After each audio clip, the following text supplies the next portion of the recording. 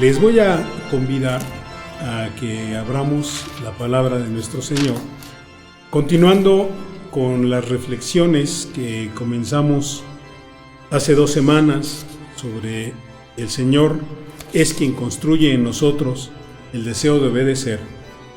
Quiero detenerme un poco en la parte que tiene que ver justamente con el trabajo personal, de lo que hablábamos hace un rato en la mañana, cuando estábamos terminando nuestra parte de estudio, que justamente la parte más compleja, la parte más difícil, la parte más desafiante de la fe cristiana es no dejarla solo en el plano del sentimiento, en el plano de la emoción personal, que significa sin duda nacer de nuevo.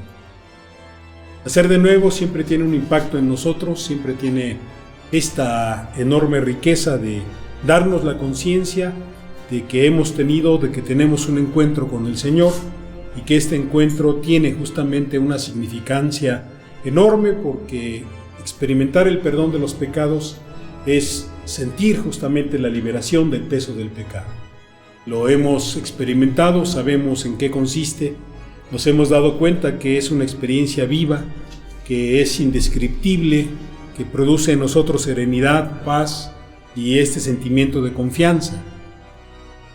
Este punto de partida, esta experiencia que es punto de partida, siempre es como muy importante tenerlo presente, porque comienza en el corazón y continúa con la voluntad humana.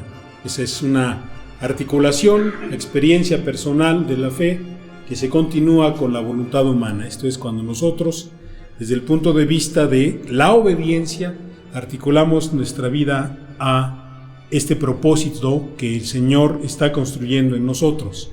Entonces les convido a que leamos Juan capítulo 3, conocido el pasaje, de los versos 3 al 8, y también vamos a leer Ezequiel 11, 19 y 20.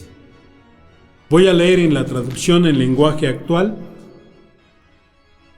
Dice, está desde luego Jesús hablando con Nicodemo, y sabemos que Nicodemo es un hombre también de los muchos hombres y mujeres de búsqueda sincera, hombres y mujeres de claridad en su necesidad, que tuvieron la oportunidad y la bendición de ver al Señor, de interactuar con Él y de presentarle a Él toda su interrogancia, toda su circunstancia, para poder recibir de Él respuestas.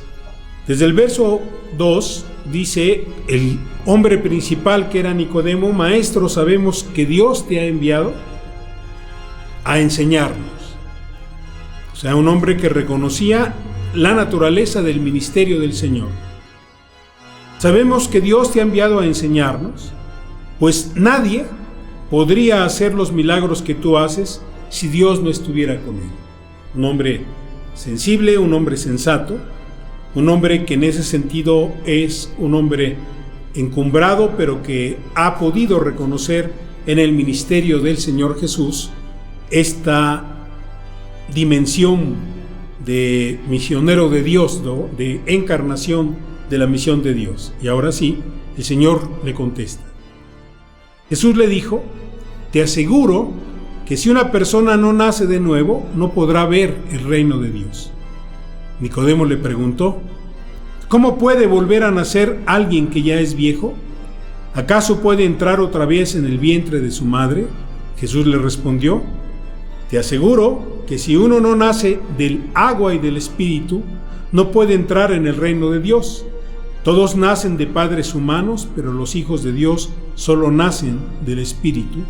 No te sorprendas si te digo que hay que nacer de nuevo. El viento sopla de donde quiere, y aunque oyes su sonido, no sabes de dónde viene ni a dónde va. Así también sucede con todos los que nacen del Espíritu. Ezequiel capítulo 11, versos 19 y 20. Está hablando el Señor, y está hablando de los líderes, y está hablando del pueblo. Yo haré que ellos cambien su manera de pensar y su manera de adorarme.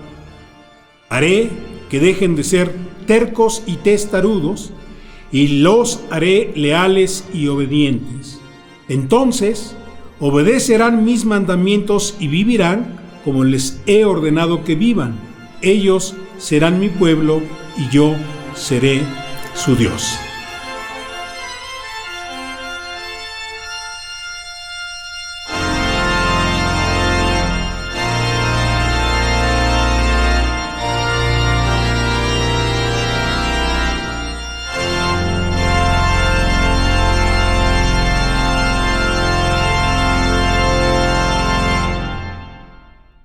La experiencia, decíamos entonces, de el Dios que produce en nosotros el deseo de obedecer, es justamente la experiencia de alguien que no solamente recibe de parte del Señor el perdón, sino recibe la condición de transformación de la interioridad para que uno esté en condiciones de vivir la nueva vida, no solamente, insisto, como experiencia de nuevo nacimiento, sino la nueva vida como experiencia de vida diferente, como nueva vida que marca, ¿sí?, una distancia con la vida que uno ha compartido, con la cultura, con la sociedad y con la tradición de la que uno forma parte.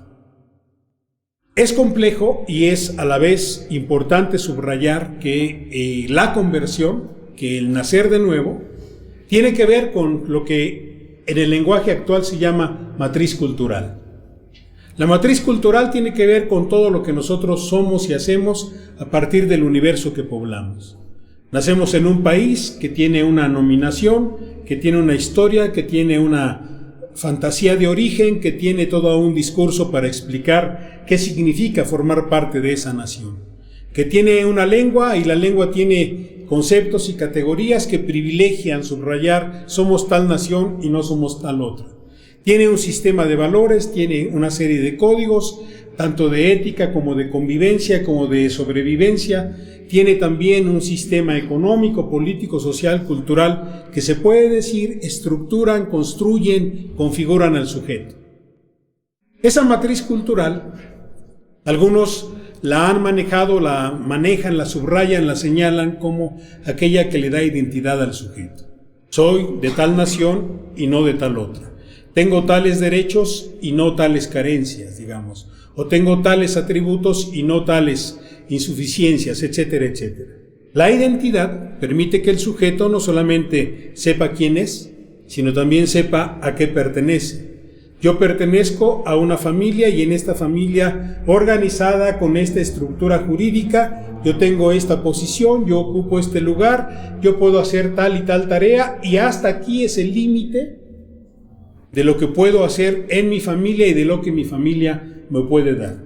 Como sujeto social yo tengo una serie de responsabilidades, como sujeto social yo tengo una serie de cosas que tengo que hacer para sobrevivir en ese contexto. Esa es una estructura social o una matriz cultural. Cuando uno ve eso, uno diría, pues realmente el Evangelio sería algo así como un barniz. ¿Por qué? Porque si nos damos cuenta, la estructura social o la matriz cultural nos configuran todos, ¿no? Porque en el momento que nacemos, si nacemos en una clínica o en un hospital, hay todo un sistema para registrar nuestro nacimiento. Hay una serie de procedimientos de corte médico que van a dar cuenta de que somos niños o niñas que tenemos todo lo que se necesita para ser considerados seres humanos vivos. Todavía no podemos hablar, todavía no nos podemos defender, pero justamente ahí el mundo adulto tiene una serie de procedimientos para decir, le ponemos un sellito, una cinta donde va el nombre de los papás para que nadie tenga nada que ver con este pequeñito. Se le pone la fecha, la hora, el pesaje, etcétera, etcétera, y todos los procedimientos. Y entonces, cuando viene el asunto legal, se dice, fulanito de Abraham y fulanita de Abraham trajeron y presentaron vivo ante mí, representante de las autoridades, a tal personita, etcétera, etcétera, ¿no? Y entonces la matriz cultural es una matriz que desde que nacemos hasta que morimos está presente, es omnipresente. Y el detalle es justamente que pareciera ser que entonces, si nosotros le damos el peso que tradicionalmente se le da a la matriz cultural, el Evangelio no sería más que un toquecito que le da color, que le da sabor, que le da tonicidad a esta matriz cultural. Sin embargo, cuando nosotros analizamos con detenimiento lo que significa nacer de nuevo, Cuando nosotros analizamos con profundidad lo que significa que Dios se haga cargo de hacernos personas nuevas, hemos de entender que el Señor nos va a meter en un proceso de rompimiento o en un proceso de desgarradura con nuestra matriz cultural. Rompimiento y desgarradura, no en el sentido radical de no necesito de una matriz cultural, pero sí en el sentido de hay un conjunto de valores, hay un conjunto de principios, hay un conjunto de sistemas, hay un conjunto de formas de explicar y de describir las cosas, de formas de justificar la vida que no corresponden al propósito de Dios. Y entonces la tarea o el ejercicio o el resultado de esto, al creyente le corresponde discernirlo. Al creyente le corresponde discernirlo porque a Dios no le inquieta que tengamos matrices culturales. Él nos hizo con esa capacidad de poder organizarnos, de poder garantizar la convivencia, de poder pacificar nuestros conflictos, nuestras enemistades, poder tener tribunales para poder discutir ahí nuestras diferencias, etcétera, etcétera, poder tener momentos de reconciliación, tener momentos de lucha legítima, etcétera, etcétera. A Dios no le espanta eso. A Dios no le inquieta que seamos organizados en ese sentido. A Dios lo que le inquieta es que nosotros no seamos capaces de que todas las instituciones que fundamos, de que todas las instituciones que construimos, de que todas las instituciones de las que formamos parte son instituciones contaminadas por el pecado. Porque el pecado forma parte de la experiencia humana, porque la naturaleza humana es naturaleza caída. No obstante que hemos logrado hacer instituciones casi perfectas, porque nos ha permitido la historia y la memoria poder ir perfeccionando nuestras instituciones, no obstante que hemos logrado moderar más o menos la relación y el peso de las instituciones en nuestras vidas, quienes hemos hecho esas instituciones somos hombres caídos. Por consiguiente, no siempre son instituciones que obedecen el propósito de Dios. Esto es, desde el punto de vista formal, la Escritura nos dice que Él pone gobernantes, pero hay ejercicios del poder que son abusivos. Y esos ejercicios del poder que son abusivos no pueden ser considerados que Dios los legitima.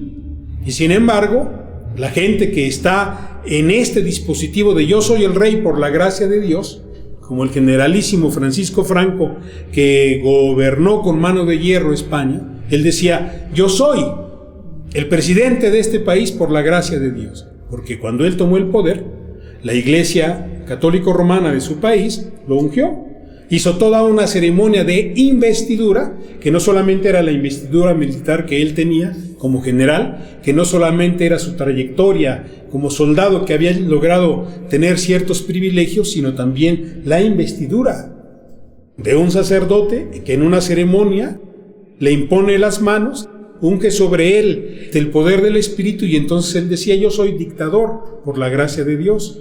Y obviamente todos los que fueron víctimas de su persecución, de su tortura, de encarcelamiento, no podían decir que la gracia de Dios se expresaba de esa manera.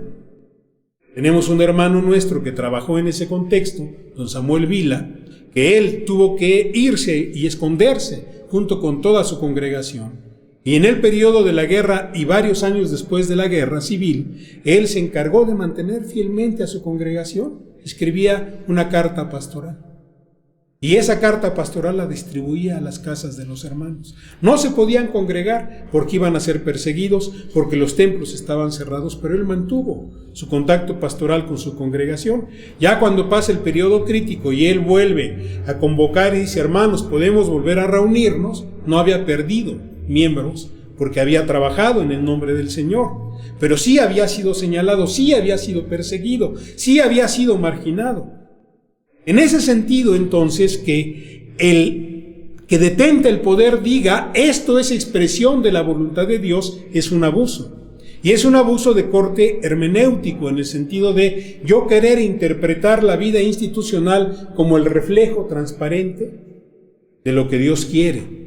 Y desde luego hay principios de orden que es lo que Dios quiere, pero igualito que el trigo y la cizaña, Hay cosas de la contaminación, del contaminado corazón humano que se expresan en esa situación. Las instituciones tienen mucha riqueza, pero también tienen aspectos negativos, no porque en sí mismas hayan sido diseñadas para esta parte, pero hay situaciones que terminan por atrapar, terminan por envolver, terminan por aniquilar a la gente que se mete en estas dinámicas. O sea, la institución salarial, por ejemplo, se tuvo que instituir el pago de un salario porque había gente que abusaba del trabajo de otros y no le daba ninguna recompensa más que una palmadita o una sonrisa, o tu jornada de trabajo para mí significa que te puedo regalar una hogaza de pan y un poquitito de sal y un poquitito de vino. Y el otro decía, bueno, sí, está bien. ¿Cómo? Pero sucede que mi prole es. Y entonces se crea la institución salarial para decir, no, a ver, vamos a ponernos de acuerdo. La gente necesita ciertas cosas en este mínimo para poder sobrevivir, y entonces la institución salarial que rescata el trabajo gratuito, el trabajo que no se pagaba y que se convierte en algo formal, al paso del tiempo se vuelve nociva, porque entonces hay quien dice, pero salario mínimo. Y entonces el poder garantizar que no hubiese apropiación del trabajo ajeno tiene un candado que se llama salario mínimo. Entonces, la institución que favorece, que rescata algo bueno, pone un candado. En ese sentido, la vida institucional tiene aspectos que no son completos, que no son perfectos, que no necesariamente muestran la voluntad de Dios. Es lo que quiero subrayar. No estoy diciendo son malas las instituciones. Estoy diciendo en tanto que son producto de la naturaleza humana, son imperfectas y, por consiguiente, necesitan ser cambiadas. Cuando Martín Lutero King se lanza a esta manifestación de busquemos los derechos de la gente marginada, lo hace profundamente conmovido por el testimonio de Rosa Parks. Rosa Parks, que trabajaba de empleada doméstica en el periodo de la segregación, está muy cansada y va de regreso a casa y no hay asientos en el autobús más que en la zona exclusiva para blancos. Se sienta y un blanco protesta. Le dice al señor conductor, el señor conductor se detiene, la bajan a golpes y ya en el piso la patean, la lastiman, la insultan. Y la hermana, con toda su dignidad y con toda la lastimadura en su cuerpo, llega llorando a su templo a pedirle al pastor consuelo. Y entonces hay gran indignación. Y entonces empiezan a juntar. Y entonces por ahí en el vecindario alguien dice, está el doctor King, que es doctor en teología, que es doctor en derecho. Vamos a invitarlo a ver si él quiere venir a presidir esta nueva organización.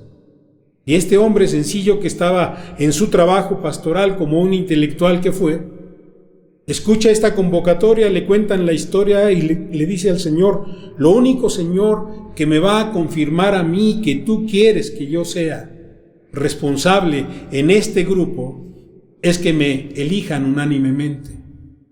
Y lo eligen unánimemente, para todos significa una posibilidad, y entonces el hermano se lanza a esta tarea de decirle a las instituciones democráticas de su país, son imperfectas, son injustas, porque no están haciendo la voluntad de Dios.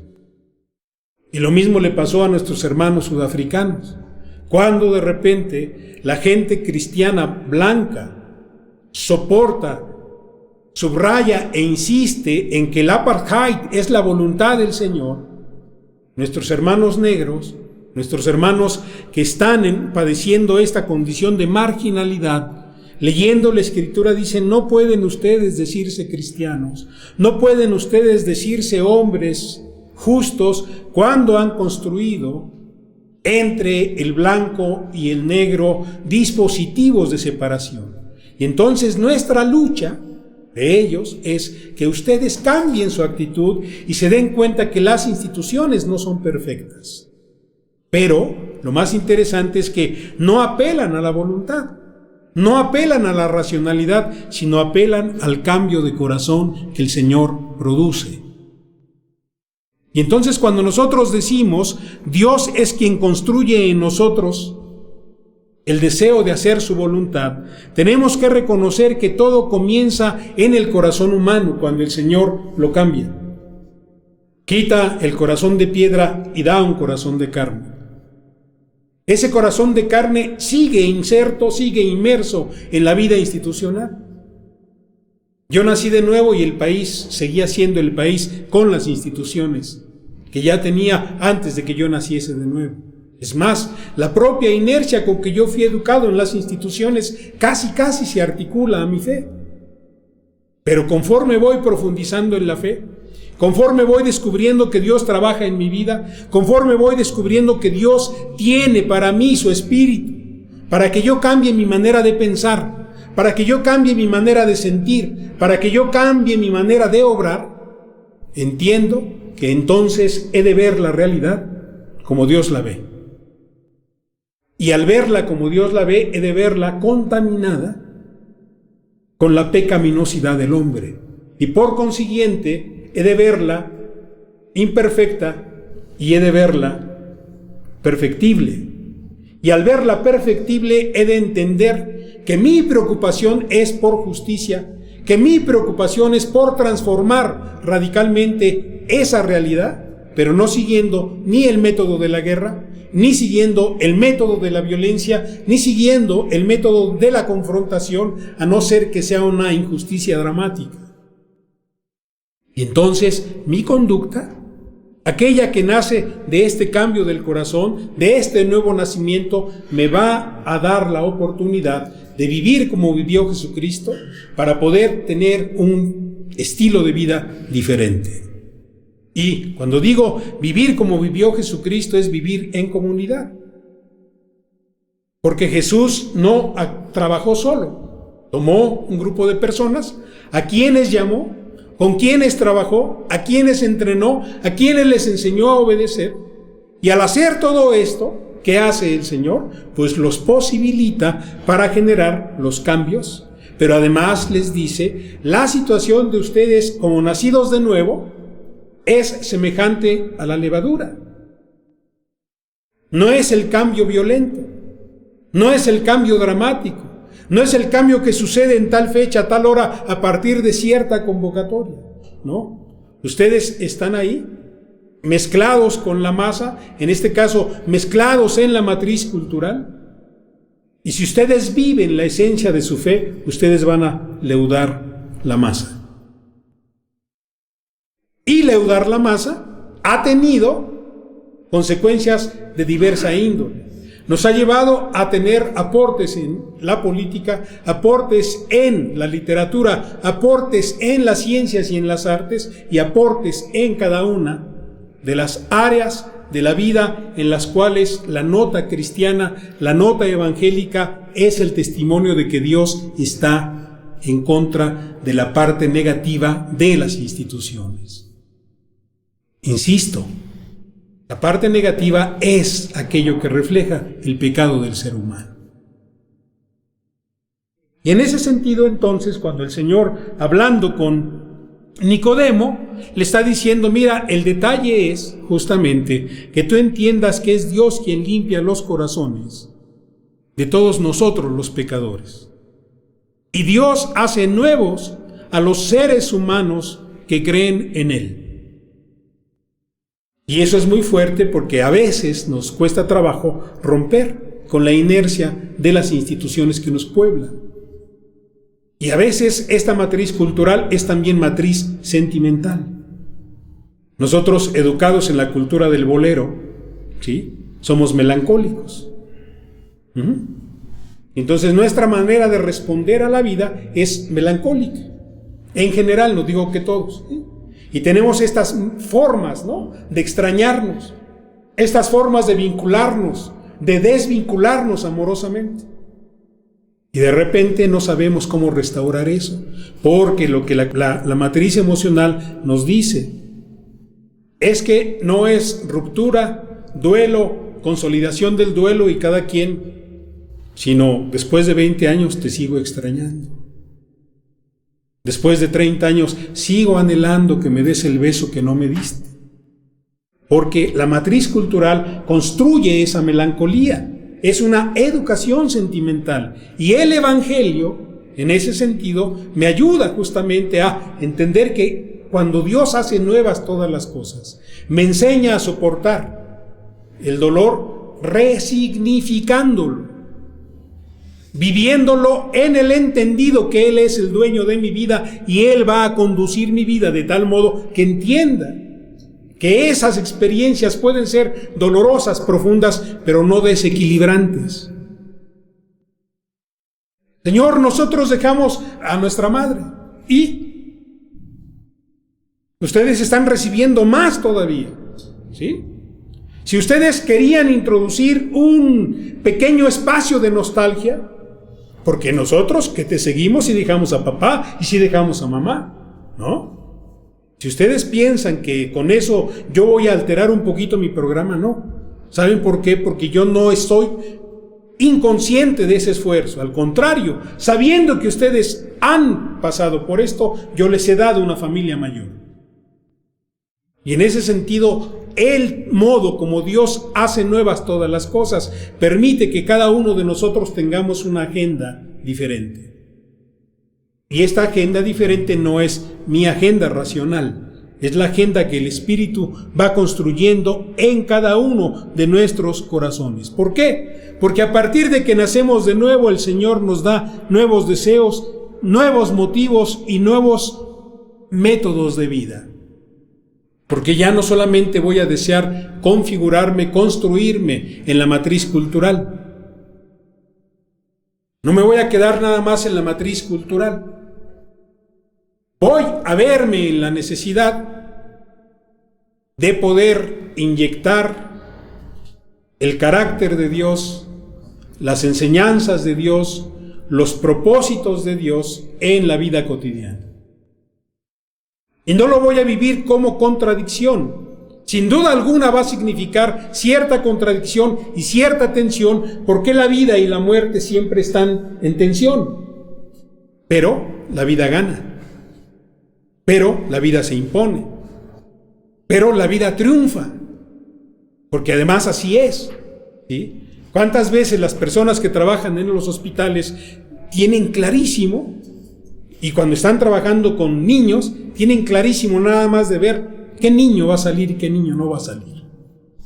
Y lo dicen ellos como especialistas. Saben el desafío clínico que implica la circunstancia del pequeñito, de la pequeñita, pero dicen el niño sale. Porque han logrado identificar cómo la vida está ahí presente, ¿no? El pequeñito no puede hablar, el pequeñito no puede recibir instrucciones, es objeto de todo tipo de atención, pero tiene, ¿sí?, en su estructura lo que Dios le ha dado para que la vida potencie todo su desarrollo. Y de repente el médico va siguiendo el procedimiento y lo va vigilando y se movió un par de horas y al rato, oh sorpresa, esto no lo esperábamos, y qué bendición que esta vida se está logrando y que esta vida está venciendo y que esto está dando el salto. Este tipo de transformación es lo que significa nacer de nuevo. A veces solo hemos referido el perdón de los pecados a las conductas socialmente castigadas. Yo fui esto, fui lo otro, pero ¿y quién no lo fue? ¿Quién no tuvo esa vida necesariamente de maldad profunda?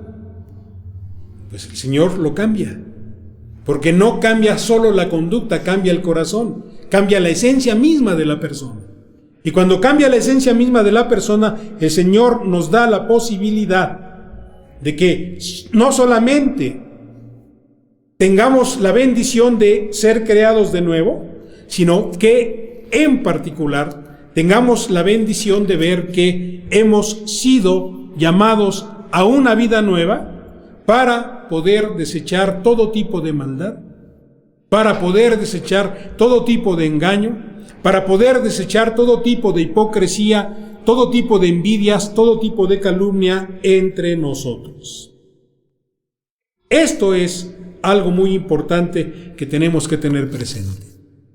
El Señor que nos ha llamado, el Señor que hace y que produce en nosotros el deseo de obedecer es un Señor que nos pide que desechemos toda maldad.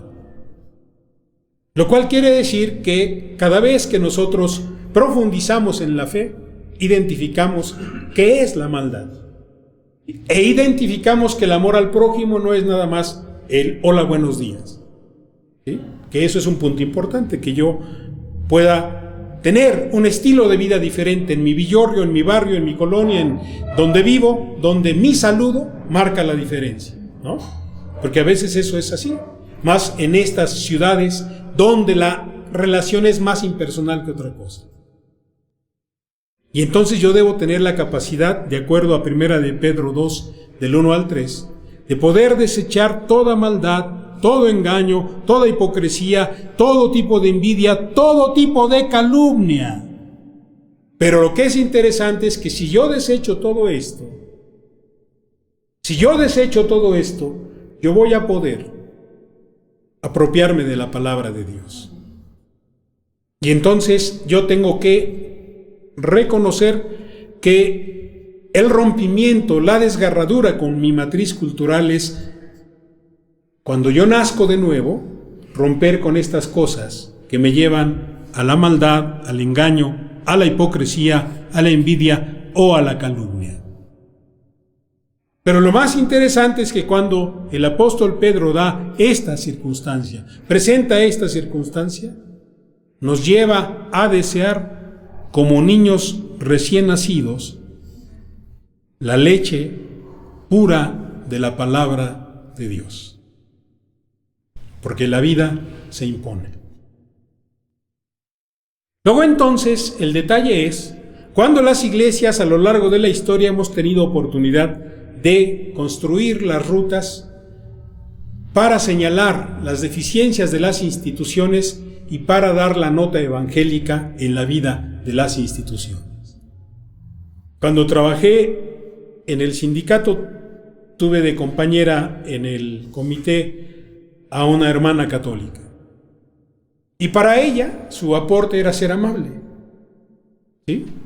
Entonces empezó a introducir una relación amable con todos los representados. Lo primero que hizo es, ¿por qué no redecoramos el espacio? Pues sí, lo redecoramos sin gastar un solo centavo, ¿no? Acomodamos de otra manera, lo que estaba horriblemente almacenado lo quitamos de la parte visible, lo pusimos en otro lugar, pusimos cositas, detallitos, ¿no?, que había. Y el trato siempre comenzó a ser amable. Porque para ella era la nota cristiana a un espacio que normalmente es de llegar a discutir y que mis derechos y que este papeleo y que el otro, que desgasta mucho, ¿no? Y en este caso ella sintió que eso había que aportar. Mete a la institución la nota evangélica. Porque hay quienes proponen que hay que hacer estallar a las instituciones. Y por ahí un poeta suele decir, no se trata de hacer estallar al vampiro para que se convierta en 1000 sanguijuelas. El cristiano no estalla instituciones. En ese sentido, el corazón nuevo que nos da el Señor, el deseo de obedecer, consiste en dejar atrás la vida pasada, como cuando dejamos una ropa que ya no nos queda o que ya está desgastada. Y dejar atrás la vida pasada precisamente para que la nueva vida comience a mostrarse. Lo más importante es que esta experiencia de cambiar las instituciones comienza aquí, comienza ahora, pero va a ser perfecta hasta que lleguemos en la presencia de nuestro Dios. Es mi oración, hermanos, hermanas, que retomemos esta dimensión. Si Dios es quien produce en nosotros el deseo de obedecer, nos demanda que tengamos claro que lo que constituye nuestra fe no se nutre de la matriz cultural de la que formamos parte. Porque eso ha llevado a algunos de nuestros hermanos en ciertos liderazgos, en ciertas posiciones, a luchar más por el poder que por el rostro de Cristo. ¿Sí? Algunos de ellos en partidos políticos, algunos de ellos en sectores donde hay poder e influencia, y lo viven como si eso fuese lo que el Señor les pide. Que el Señor les permita no quiere decir que el Señor les pide. Son dos cosas diferentes. El Señor a mí me puede permitir ir y trabajar cerca de una persona muy influyente en este país, ¿sí? Porque me ha dado capacidades y me ha dado herramientas para poder hacerlo. Pero si estoy ahí, no me pregunto si Él me lo pidió, ¿sí? Debo entonces preguntarme por qué me lo permite. Porque me lo permite por algo, tampoco es así de que no, me lo permite. Y obviamente me lo permite porque confía en mi mayordomía. Me lo permite porque confía en que voy a ser un hijo suyo responsable en ese sentido. Pero cuando me lo pide, también es bien diferente. Yo sufrí muchos años, con esto termino, por la situación de nuestro país a partir de octubre del 68. Y en una ocasión en la colonia Portales, comiendo en un hogar evangélico, había una mujer, en aquel entonces, estoy hablando hace ya cerca de 35 años, una mujer de rostro popular, de estructura popular, pero de una gran fuerza verbal, y me llamó mucho la atención. Y de repente ya poco a poco me dijo, fíjese que yo fui oradora, me decía, en el partido, cuando solamente había un partido en este país. Dice, y me gané el derecho, en algunas ocasiones, de estar en algunas reuniones donde estaba el señor presidente.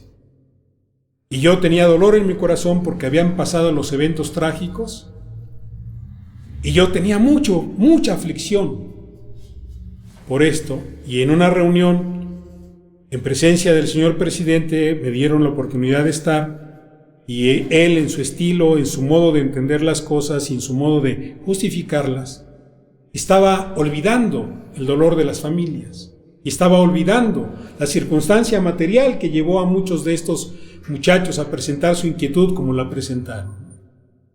Dice, y yo no me aguanté las ganas, levanté la mano y empecé a hablar. Dice, y el Señor me usó y empecé a hablar justamente de las madres, de los hermanos, de los parientes, de las víctimas. Dice, y el Señor, que era mi líder, me toma y me jala y me dice, siéntese. Va a pensar de usted que es comunista. Y si me dijo eso mi asesor, y me levanté en ese acto rápido de sentarme y levantarme, y le dije, señor presidente, no se lo digo porque soy comunista, se lo digo porque soy cristiana. Ese día descansó mi corazón, porque Dios sabía que yo necesitaba, y para mí, para mi fe, saber que Él había estado hablándole a ese señor, con toda la autoridad y las razones que haya tenido para ese atropello, y cómo el Señor le habló. ¿Qué pasó en su corazón? No lo sé, pero para mí fue importante. Dios me permite para algo, ¿sí? En ese sentido no digo que no hagamos cosas, que no estemos en los espacios, ¿sí? Que Dios me permita y que Dios me llame son dos cosas que tengo que preguntarme y entender cada una en su dimensión para que Él nos bendiga. El Señor nos bendiga, hermanos.